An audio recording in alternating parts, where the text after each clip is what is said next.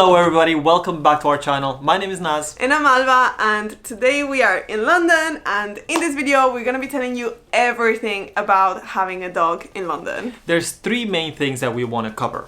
One, how do you move with your pet to the UK or to London in specific? Not just a dog, but a cat as well. Yeah. The second is how do you actually rent a flat in London or in the UK With a pet. if you have a pet with you. And the third is going to be how much roughly it costs to have a pet in this city. You might be thinking, how random. I've never seen you guys with a dog. I know, we haven't gotten a dog, okay, unfortunately, but we are taking care of our friend's dog, Odin. He is the cutest, goodest boy. Odin is the goodest boy in the world. He's a border collie, blue merle, and he is a medium-sized dog.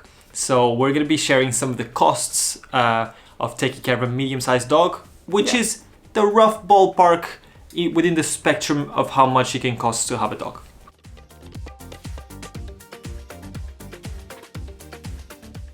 So let's get into it. The very first thing you need to know that if you're bringing your pet to the UK, your pet will need to be vaccinated against rabies.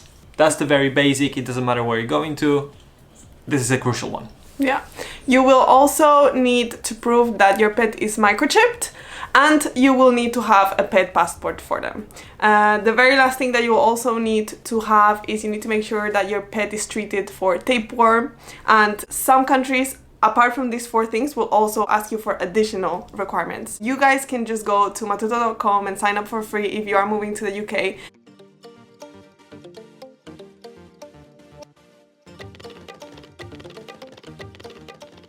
You can input in there what country you are moving from, and it will let you know exactly all the documents that you need to bring. And then the last thing you need to know is that when you move to the UK with your pet, doesn't matter if it's a dog or a cat, of course, you will need to find your local vet and get your pet registered.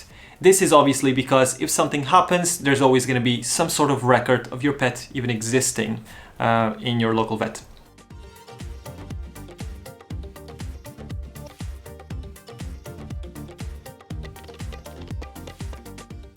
The second thing that you will want to know if you are moving to London is how to rent with a pet. We work with expats every day who struggle to find home for their pets, or they freak out when they start looking at houses because they see in the description, no pets allowed. So how do you do it? The first thing you need to know is, yes, not everybody accepts pets. So make sure that when you're looking at listings of an agency, that the agency works with pets, that the landlord of the house accepts pets that you like, because you don't want to waste your time going through the viewing and the rental application only to find out at the end that you can't take your pet to the home. Absolutely. The second thing is you might want to avoid zones 1 and 2 in London, and that's because when you're right in the center of the metropolis, there's not many parks, there's not many houses with gardens, it's more modern types of builds, and those tend to reject pets. And so look outside of zones 1 and 2. Zones 3, 4, 5 are normally much better. If you can, look at older houses with gardens. Those are the ones that are most likely to accept pets because maybe the previous owner had a pet. And yeah, they are older, so they are not so picky with, you know, the pets scratching the carpet, for example. Yeah, and as Alba mentioned, we've worked with so many expats to help them find a house for their pets. It's not easy, but of course, once you have those relationships with certain estate agents and you know exactly who are the kinds of landlords who accept and don't accept pets, it gets much easier. So of course, we always recommend you to check out matuto.com, and if you need our help with that, we're here for you. Aquí, senta, patiña, otra patiña, find the tail, even do that. Good boy. How much does it cost to have a dog in London? In this one, yes, it's specific to a dog. We are taking care of Odin right now. Odin, as I said, is a border collie, so a medium-sized dog. Big-sized dogs will eat more and therefore end up being more expensive. Small dogs, cheaper. That's all you need to know. Yeah, so we asked our housemaid, who's the one who owns the dog, and she told us that she's paying for Odin's food £60 a month. This is for like a medium range brand. You can purchase more premium brands and, you know, go up to £100. He eats dry and wet food mixed. And on top of the 60 pounds, you do need to add around 20 pounds of treats, dental sticks and things like that. So an average of 80 pounds per month for a medium-sized dog.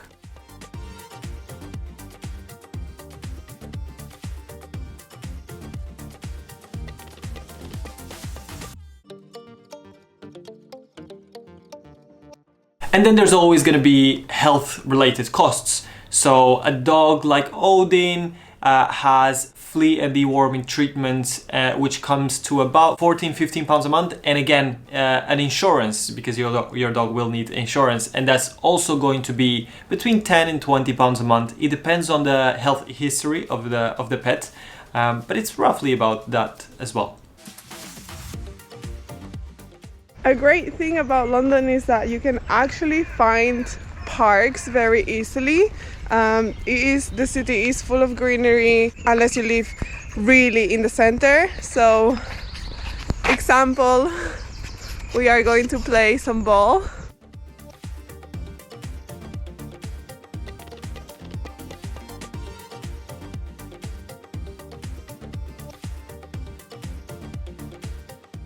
Personal opinion about having a dog in London.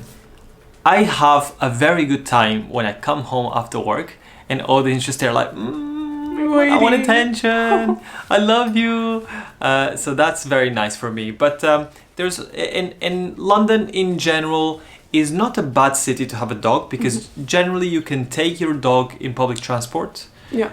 But it is a commitment. It is a commitment because when it gets windy, when it gets rainy, when it gets, when the winter comes, you do need to take your dog for a walk, and you need to have enough time allocated in your calendar and your diary to be able to do that twice a day, depending on the type of dog. Odin, in the case of Odin, he's a very active dog. He has a lot of energy to release, so it has to be 2 walks a day. I think that you do need to take into account that the weather in London is not as good as maybe in other European countries. Like, it rains a lot. Now it's summer, so we've been lucky that it's not been raining any of the days that we've been walking him. But during winter, when we've stayed with him, we've had to like go on the rain twice a day just to walk him. So do keep that in mind. But on the flip side, I do think that London is quite pet friendly in the sense that there are so many parks, and I haven't seen a park that doesn't allow dogs. Maybe in the center there's some private parks, but in general you can just take your dog to any park, enjoy, like play with him, and I feel like there is quite a lot of greenery, and it's not that difficult to find a patch of grass in the middle of the city, which is really good.